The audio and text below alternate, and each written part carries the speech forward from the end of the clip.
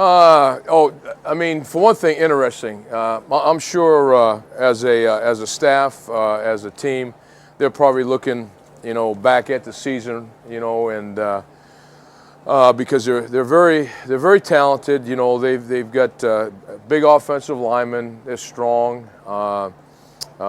Move well. Kind of a strange deal happening. What was it? 7th game of the season. Heard their top running back leaves the team, but yet the 2 other backs that have seen most of the action since then, very capable. In fact, in some cases, give them a little bit different because Hurd was a big, tall kid, powerful runner. These guys, they've got power, but they a little bit better in the push, on zones, a little more patient, but at the same time, they can really stick a foot in the ground. So they've got speed, but they're quicker in their breaks. Quarterback, everything goes through him. If his major has anything to do with how intelligent the kid is, I think he's a aerospace engineer major or something like that, 5th-year senior. Seems like a very nice young man when I hear him interview, but does a good job in their offense. It's a read zone offense with some power game in there as well. He'll run off the edge with the ball, drop back pass. He's always a threat to take off and scramble, as well as design runs. So good core receivers, a couple tall guys. There'll be some mismatch type of things, but all in all, it's just a real solid group. I think inconsistency at times has gotten them. I think the other thing that's gotten them during the course of the season, as we look at the film, because we're trying to see some consistency at where some of these guys line up, probably injuries. We haven't investigated the whole season, but it just seems as though this guy's missing, that guy's missing. All of a sudden he's back, so we're assuming injuries as the course of the season went on. But very solid football team. Is quarterback skill set a little bit like Barrett? Say that again? Is quarterback skill set a little bit like No, it comes out a little bit different. He could, at the next level, be a true, pocket passer. He's taller than Barrett. Barrett, thicker, sneaky, quick / fast. Just different and put together different. Wired a little different too. Okay, Merry Christmas. Oh. A lot of times, we've talked about the Foster Farm Bowl being the springboard towards this Yeah. season, kind of setting the tempo. What's been your message to your guys in setting the tempo with this? We haven't talked too much defensively per se, specifically about anything like that. But I think all of us, prideful group. The Iowa game, still doesn't set very well with any of us. When you look back at the film, you talk about trying to be on the right edge, for a game. Our guys played hard. We overran the ball a ton in the beginning of the game. It was like we were over penetrating. The backside players were, running behind the line of scrimmage instead of full, just stuff like that. But all in all, not pleased with the way it ended. So even more than a bowl game as a springboard into the next game is we want to finish off with a win. That's what we want to do. Preparation has gone well up until this point. We're young in that preparation right now, but players have been very attentive, even though they're in finals right now. So, we're just looking forward to continue to progress and put the best game plan that we can together for this game against Tennessee, and get out there and go win a football game. Coach, how important is a guy like Chris Jones to your defensive backfield? How much are you looking at him to kind of be a leader in these practices and going forward? Well, I mean, Chris Jones, I don't think he's alone with. I don't know where you're going with that, but I mean, we think a lot of Chris. Obviously, he's had a pretty solid season, just like everybody else has things to look on, but or work on. But from a leadership standpoint, Chris is more of a by example more than anything, because he is a very quiet individual.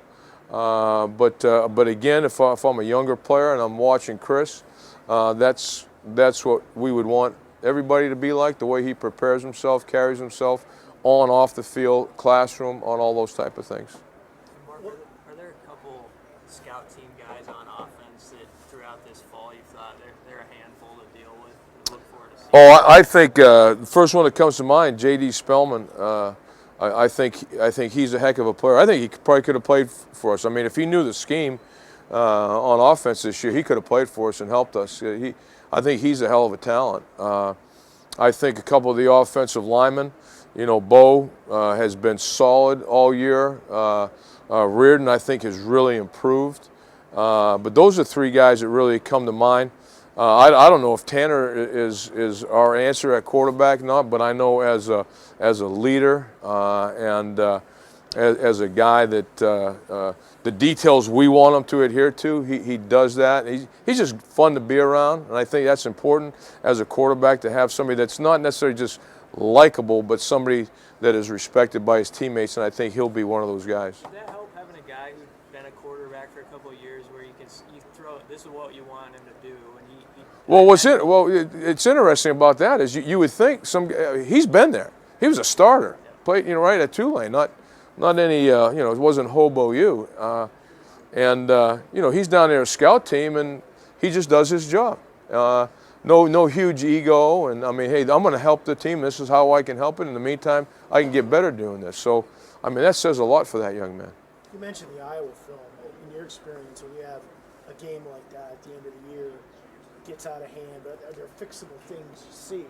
Is that tape more instructive or destructive from a confidence standpoint with you and what you're trying to teach? Oh, I think it's very constructive. What the destructive part about it is the emotional part about it.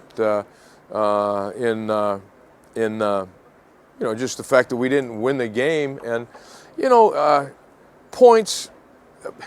You lose by 1, you lose by 40. I don't know. I mean, yeah, it's perception. There's no doubt about it. But if you're going to lose, let's lose close. But I mean, bottom line is you didn't win. I mean, that's the only thing that counts. It's a W and it's an L. How you go about doing it. I mean, I watched some other tape of. I'm watching the tape in Tennessee. I won't mention maybe some names, but I mean, it's just horrible. I mean, the outcome was horrible, but the play, as a whole wasn't horrible, but there were enough plays that we absolutely imploded and made the thing look ugly. So it's constructive. I mean, we've used that tape already just in our tactic, because that's what it came down to in most cases. It came down to angles of pursuit and then tackling. Angles driving on a ball and then tackling. I mean, a 8-yard slant route goes for a touchdown. Come on. A play that there's two players, if they just ran through the back door, which you don't necessarily do, but if they did, I mean, it's a no yardage play. Instead of it's 72 yards. Another play, it's dead. We got a linebacker on one side of a lineman, a safety on the other side of the line, on the lineman, and there's the ball carrier, and make the tackle. No, we missed the tackle. It goes over the top of us, touchdown. But in the meantime, the pursuit over here had showed off the edge like it was blitzing rather than folding back inside. So, I mean, it's stuff, and yes, so it's very constructive to use. We're not going to let it destroy us, no. For you personally, do you take it as a I take it personal. Well, of course, No, I take it personal. Guys have talked about a theme. We get a chance at 10, we get a chance to end right the way we did last year. Right. But you guys get to go out and scheme well. It's been a pretty good defense all year. Yeah. Well, I mean, I still boil inside with the Maryland and the in the screen. Why? Why did it have to happen? I mean, shit, we were setting the world's record. We took 24 yards off the board up until that point, and they slapped up 92. Why? I mean, it's just, you want to be good too. You want to be excellent, and that just eats at you, and I know the time that we put in, I know the time that these players put in, and then not to just, and that was a win, right? But let's not just say, hey, well, we won the game. No, BS on that. Let's be great. That's what we're trying to do, We're not going to be perfect. I got it. But let's be great. Let's find a way to just get it done, Does tackling become a narrative? When you bring up Maryland, that play, that's the common theme of the last there were five missed tackles. We've worked on tackling more this season than any season that I've ever coached. And we've worked on angles of pursuit. Now what we got to do is we got to look at that in the off season and say, hey, how about the drills? Let's change the drills and the way we do it. You know, that's the only thing you can do. But I mean, we've worked on it. Now the other part of it is attitude when you're going to the ball. There's no doubt about that too. That'll take care of all angles, because you've watched enough football over the years that you go, how did that guy do that? You know, he just did. You're not going to tell me it was some drill that was set up that's what he did. No, he just did it because that's part of his DNA.